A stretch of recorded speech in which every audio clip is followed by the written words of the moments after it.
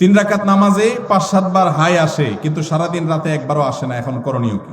ভাইরা আমার, হাই আসার একটা বিশেষ কারণ আছে। সেটা হলো, সাধারণত সেহেরের রোগী, ব্ল্যাক ম্যাজিক যেটাকে বলা হয়, আজকাল আধুনিক যুগের অনেক মানুষ আছেন যারা ব্ল্যাক ম্যাজিক বিশ্বাস করেন না।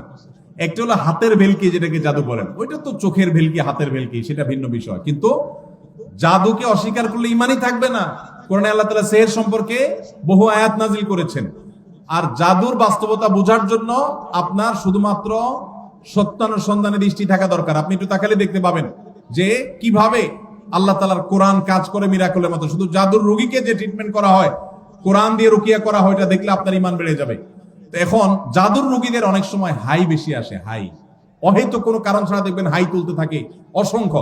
বিশেষ করে কোরআন তেলাওয়াত করলে এবং নামাজে দাঁড়ালে অস্বাভাবিক পর্যায়ে হাই আসা, এটা বেশিরভাগ ক্ষেত্রে সেহেরের আলামত হয়ে থাকে। আবার অনেকের সাধারণ অবস্থাতেও আসে।